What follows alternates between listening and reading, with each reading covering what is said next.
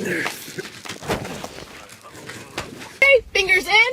Okay, seatbelt comes off. There we go. Loop in. Okay, now with my other hand, I'm gonna kick the seat back and I'm gonna open the seat. I'm gonna open the door. Okay, 3, 2, 1.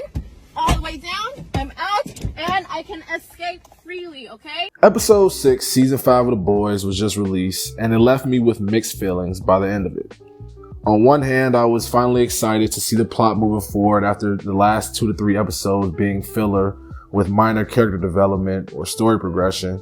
But on the other hand, I was left scratching my head after witnessing where some of the character arcs and plot lines of the season had went, or at least where they were going ahead.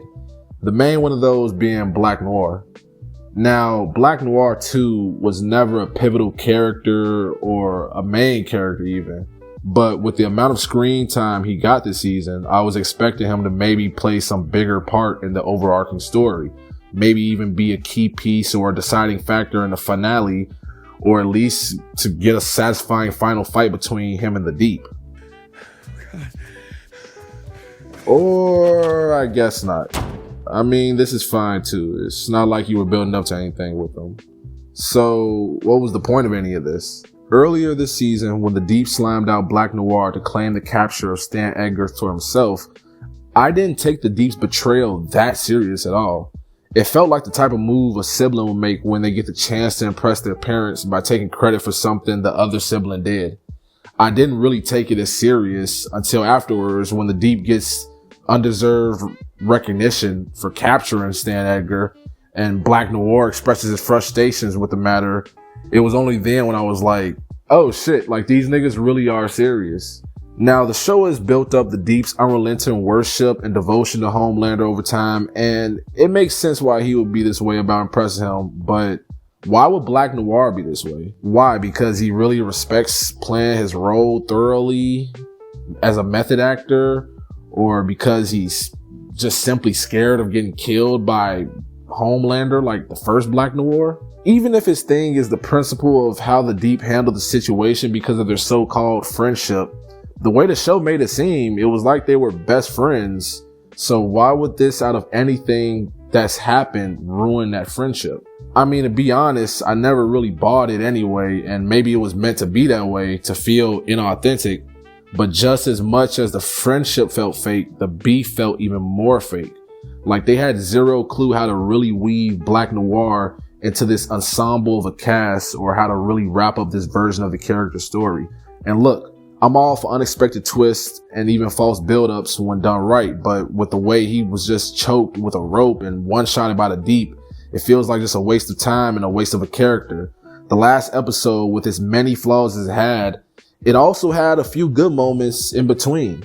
And in my opinion, the Black Noir stuff was actually interesting.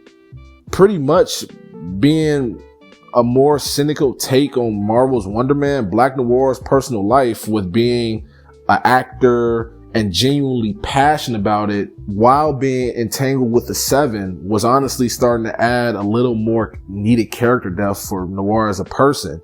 And it actually gave us a character on the Seven with a legit real world passion outside of the superhero shenanigans and the advertisements. Now, am I saying that we needed to focus on him and the Deep any more than they did? No, not necessarily. This show is a big ensemble, so already trying to flush him out any more than they did would take up too much time. But that doesn't mean you couldn't have used his allotted screen time more wisely, or at least have developed him in another way. Just like the first Black Noir's death, this one was underwhelming too. Especially when you factor in how they tried to hype up Noir as having similar powers to Homelander, almost being like a Walmart version of him. You would think that they would have bigger plans for him in the finale, but instead, the guy who has durable enough strength to be invincible to bullets, fly, and survive underwater pressure and tides, literally got did the worst way by Dollar General Aquaman and a fucking pocket knife. Now, like I said, did I expect him to be the main character? No. But to go out like this is just lazy writing and wasteful storytelling. At least with Firecracker's death, it felt like a completed story arc, with showing how her putting her faith in Homelander and showing how her choosing him ultimately ended her death because she chose wrong. Short, but complete, and at least it was consistent with her character arc. The Deep and Noir's arc was sprinkled throughout the season with the Manosphere podcast and them really brewing it up and being the best of buddies, I guess. But it led up to a boring office fight with no legit conclusions to the subplot, and the whole thing just becomes a head scratcher. Like, what was the point of it? Just filler? Had to meet screen time or episode length requirements? Nothing came out of this death except shock value, and sadly, like other storylines this season, it has become a bigger problem for the boys overall since like season 2.